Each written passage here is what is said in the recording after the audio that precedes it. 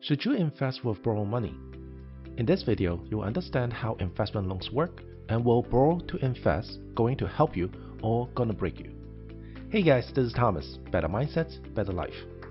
Last week, I mentioned that when you borrow to invest on certain investment, the interest that you pay can have a tax deduction purpose. It's another way for you to reduce taxes besides contributing to your RRSP. Some people say it's a smart move to use other people's money to invest. It boosts the investment return, plus you get an extra tax advantage. Where others may say this is for the rich only, having a debt always creates more liabilities. So how do you justify it? Make sure you watch the entire video to get the full picture. So first thing first, when you're borrowing money from the other parties, you are doing an OPM, other people's money, and you created a debt. There are two kinds of debts. The good debts are using other people's money to generate more assets and cash flow, where the bad debts are the opposite, creating more liabilities and hurting your cash flow. Imagine today if you want to buy a place, usually you will not have enough money to pay for everything upfront. So what do? You will go to the bank and ask for a mortgage. Leverage the bank's money to get the property. Then you pay the money back to the bank in a longer time frame with an interest.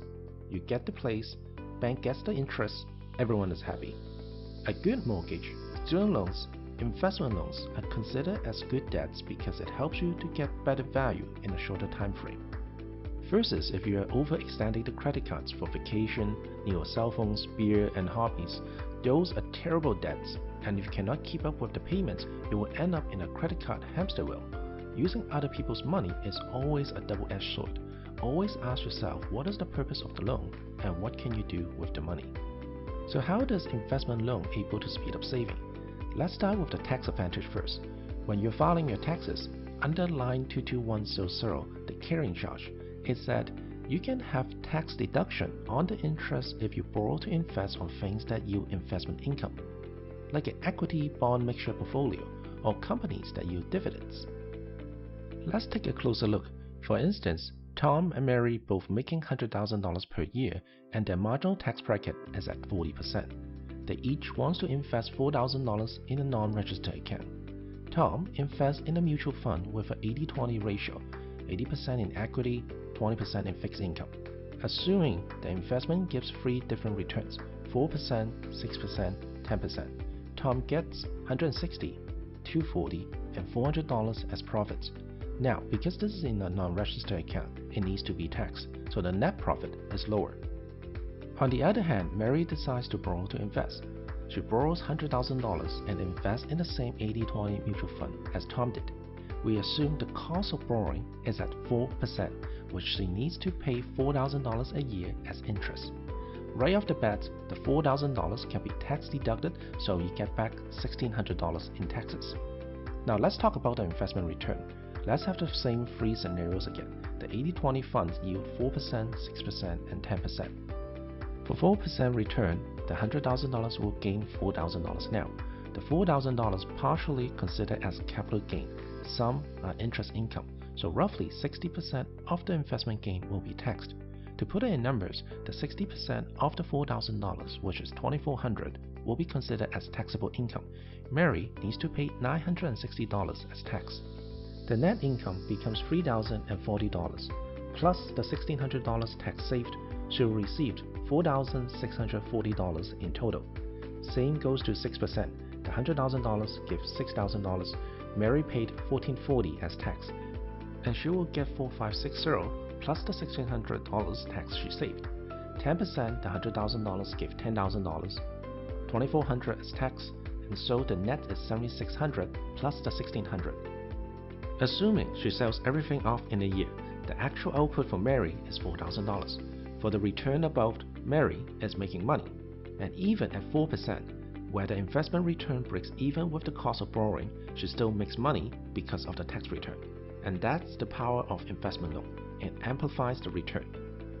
For the same 10% return, Tom is making $400, where Mary is making $9,200 already. Mary is making more than a double compared to Tom. Same time frame, same investment, different strategy, different outcome. But it also amplified the loss as well. Say if the investment gives negative 1% return, the $100,000 will be down to $99,000. Mary doesn't have to pay investment tax. she still gets the tax return of $1,600, but her initial cost is $4,000, plus she owes the bank $1,000, so total of $5,000. Net, Mary is still down $3,400 versus Tom is down $40. So the key is about the risk and the return. Where can I find a low borrowing cost with a decent investment return?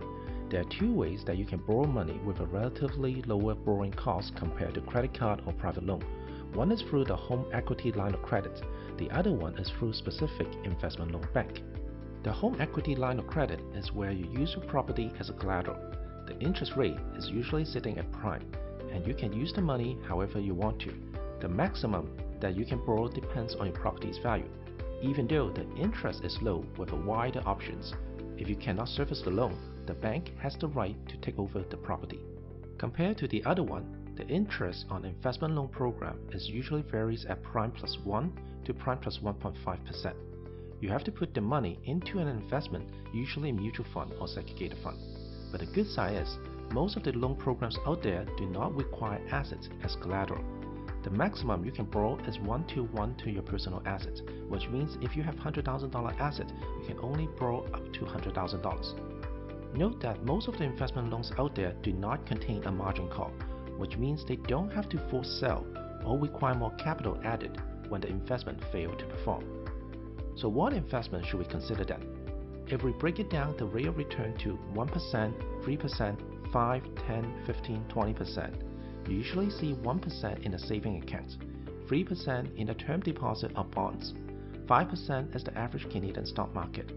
You will find 10 to 15% return in the US stock market, and anything higher will be in the high-risk investment zone. But all of these returns are based on their past performance and do not guarantee the future return. It is important to do your own research or talk to a professional for advice. So should we consider investment loan? When the return is bigger than the cost of borrowing, then yes, good idea to do it.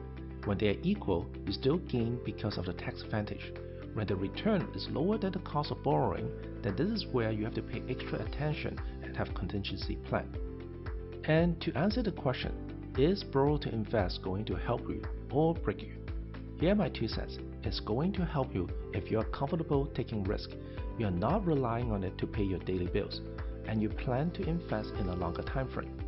The analogy that I like to use is like driving a super nice sports car. It helps you to get to your destination faster. But if you don't know how to drive one and don't watch out for the traffic lights, you will end up in a car crash. It is important to talk to your financial advisor for advice. There are a couple FAQ when it comes to investment loan. Number 1, I'm young, should I consider borrow to invest? In a 2010 book, the author Ian Harris and Barry Lelibeth, 2 professors at Yale, both suggested it makes sense for young investors to use leverage strategies early. Because when we are young, we have much less cash to invest, but we have longer time frame to invest. The longer time frame that we invest, the more favorable results we're going to be. Both professors found using the leverage strategies when younger, the return will be substantially higher compared to the traditional investment strategies. Can I use my personal line of credit or credit card to invest? I will say don't do it.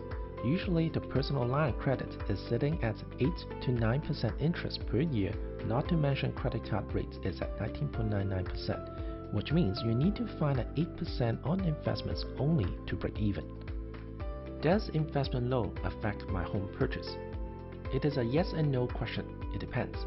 Any additional loans such as car loan, credit card debts, line of credit might reduce your borrowing power in the short term. But in the long run, the investment loan is generating more assets in your bank account and produce a consistent income. And then you have a higher borrowing power which helps you with your home purchase. Should I invest in RRSP or investment loan first? That also depends on a lot of factors. Your income, your RRSP rule, and when do you plan to withdraw the money?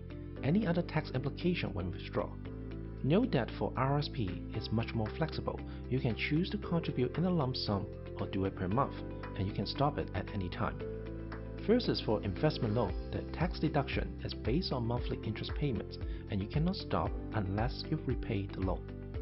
One of the spin-off ideas is you can borrow to invest in January, get the full year interest payment when the investment goes well, and withdraw the same amount of money that you invested, then reinvest into the RRSP. This way, for the same money, you can do double tax deduction.